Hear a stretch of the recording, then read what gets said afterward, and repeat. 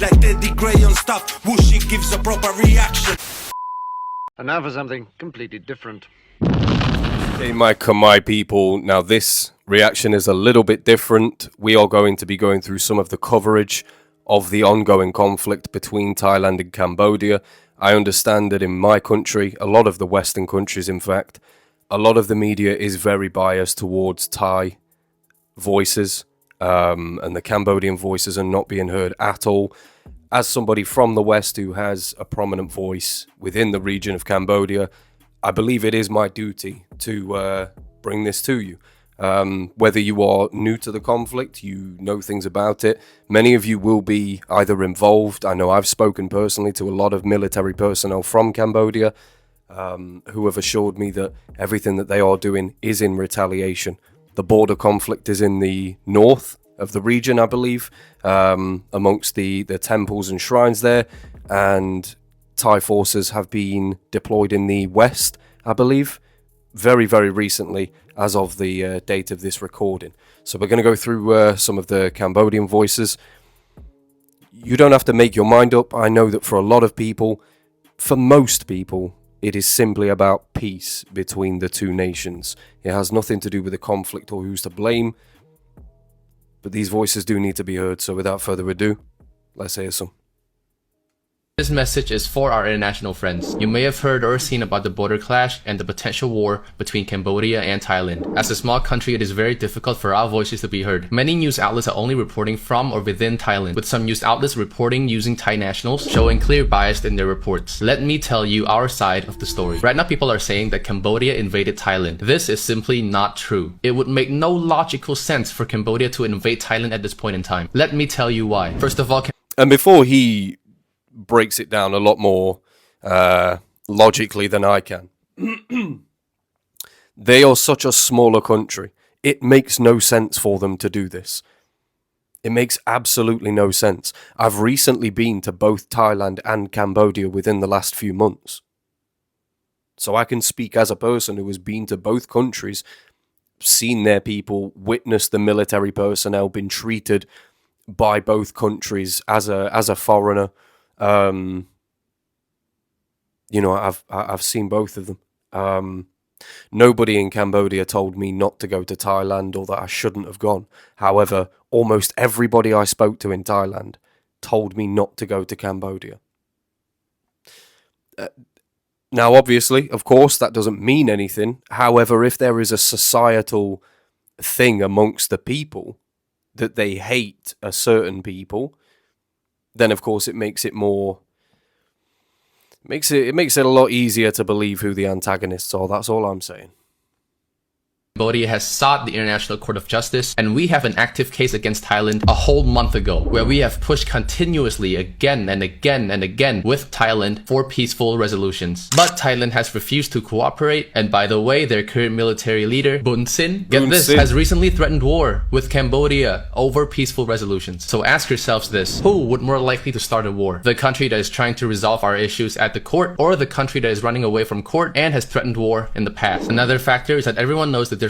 I mean, not only in the past, but the peaceful resolutions, they've all fallen through, and Cambodia can no longer rely on the ASEAN, so they're having to go to the UN, they're having to go to the ICJ, they're having to go to these external forces because the people on their side are not helping them at all. They are only taking one side of this argument.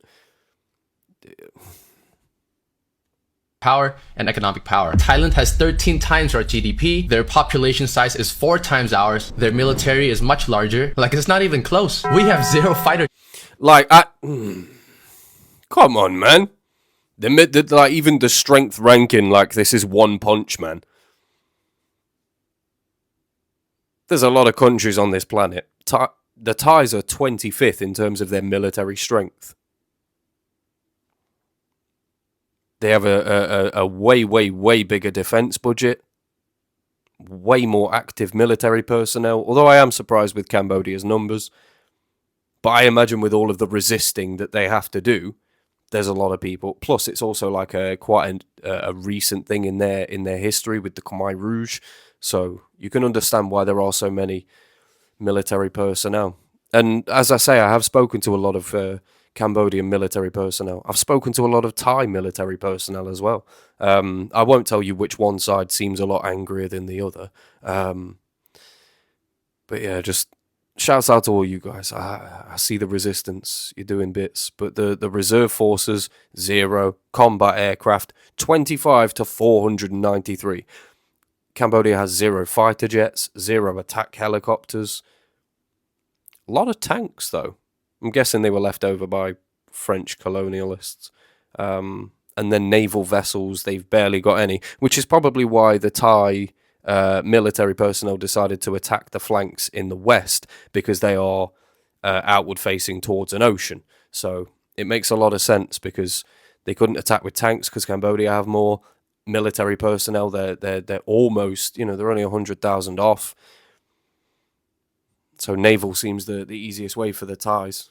Now tell me, why would Cambodia even initiate war against a Doesn't country make where sense. we would have such a difference in power? It makes no logical sense why we would pick a fight with Thailand. Now self-defense, that's a whole different story. Now who has the most to gain if this conflict escalates into an all-out war? Once again, while I'm shooting this video, Thailand has rejected another peaceful resolution through mediation. As a small country, we are completely helpless in terms of international coverage compared to a powerhouse like Thailand. So I hope, my international friends, that you are able to share this story to your family and friends, and that you're able to hear.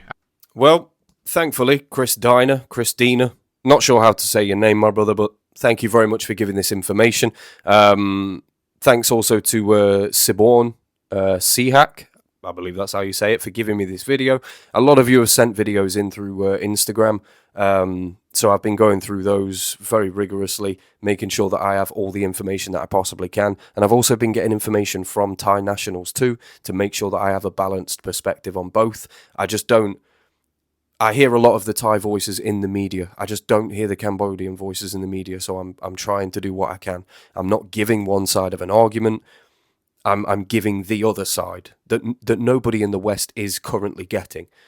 So I'm not just giving one side, I'm giving the other side. It has to be fair, It's the same thing as peace. We can't have peace if nothing is fair. Thailand has rejected peace not once, not twice, but 3 different times. When the fighting initially began between Cambodia and Thailand a few days ago, the Malaysian Prime Minister Mr. Anwar Ibrahim, who is also the ASEAN chair, proposed a ceasefire to stop the endless violence and to prevent more lives from being lost. Shouts and out to Thailand Myanmar. had also agreed in principle. But just as the ceasefire was about to be implemented just 1 hour away before peace, Thailand had pulled its support away and continued its attack. And since then, 12 more Cambodian lives were lost, including 1 Buddhism monk who was hiding in his temple that was blown to bits. The very next day, the United States, China, Malaysia all offered to facilitate and help both countries in mediating this conflict so that there would be... How can they do that? How are they allowed to completely desecrate a religious building in another country? How are they allowed to do that?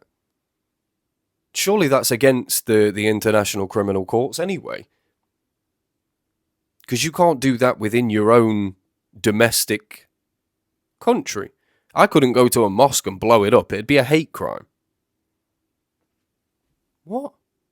No more innocent lives claimed. Thailand explicitly refused any type of third-party involvement, any help from other countries, stating that the issue should only be solved through what they call bilateral talks. In simple terms, a bilateral talks is a discussion exclusively between 2 countries. In this case, it's Cambodia and Thailand. But the thing is, we've had these bilateral talks through what we call the Joint Boundary Commission, or the JBC, for the past 17 years, which shows that these bilateral talks are not working. Now, why would Thailand still want these bilateral talks instead of any help from any independent, unbiased third party? Well, since this talk is only between 2 countries, Thailand can basically put forth any demands that they want, meaning if Cambodia does not agree to any of its demands, then this conflict will always continue. Quite interestingly, Thailand is also avoiding the ICJ, the International Court of Justice, who Cambodia had reached out to for help and who is actively willing to help solve this conflict. Again, Cambodia called for another ceasefire. Cambodia formally requested a United Nations Security Council emergency meeting to urge a ceasefire and international support. Again, Thailand did not accept this ceasefire and instead sent a letter accusing Cambodia of invading its country, and for this letter to be sent to all member states of the United Nations Security Council. Which is funny because if Cambodia did invade Thailand as they claimed, then it would make no sense for Thailand to not accept 3 different ceasefires from a so-called invading country. Now, as a Cambodian living in fear, I cannot say that I am unbiased. But to you, my international friends, with all the current information that we have and with your unbiased opinion, who do you think want peace and who do you think wants war? I mean, that is what it boils down to, essentially.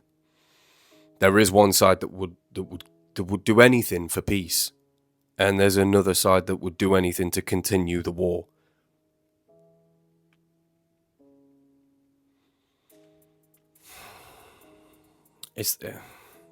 I don't want to get into the weeds of it, but it's public-private partnerships that do this thing.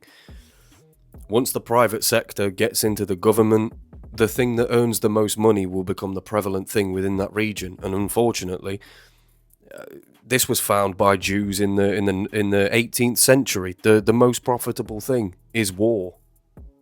It is the most profitable thing for a country, for a business.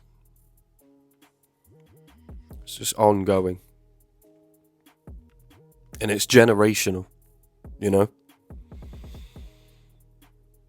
Because the Cambodian children, unfortunately, having to go through this on a daily basis, will grow up with that as a memory. If they're under the impression that the Thais did that to them, they are going to grow up with hatred for Thai people. And I haven't, I was there for a while. I didn't witness any hate of any kind in Cambodia. There was a lot of hate in Thailand. And I can't even say that was just the Thai people. There were a lot of international groups and communities in Bangkok, especially. But there's a lot of degeneracy there. And in Cambodia, there isn't any of that.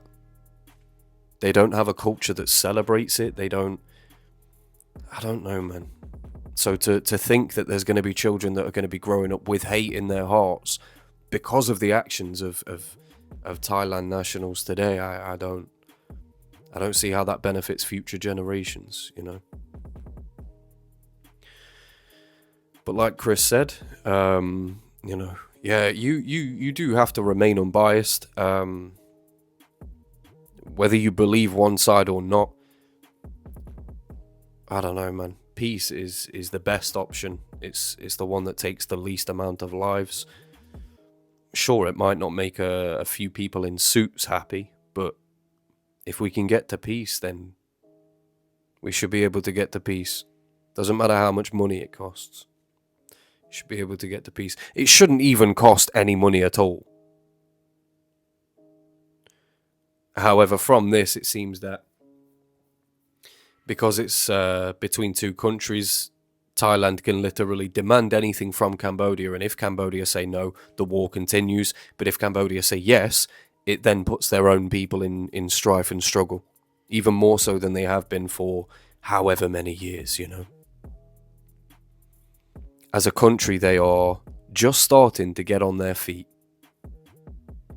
Just starting to sort of creep out of that realm of being an LDC. And then something like this happens, and it seems as though this is going to set their country back by about 20 years. Terrible. My prayers are with everybody involved, both on the Thai side and the Khmer side. I hope that everybody can learn to get along, if not now, then later. It'd be naive of me to think that this is going to stop anytime soon. However, I feel like if it doesn't, then the West are going to have to get involved at some point. And if that happens, you know, maybe I'll enlist in the army. Who knows? I might see a lot of you very soon. It's been your boy Teddy Gray. Deuces.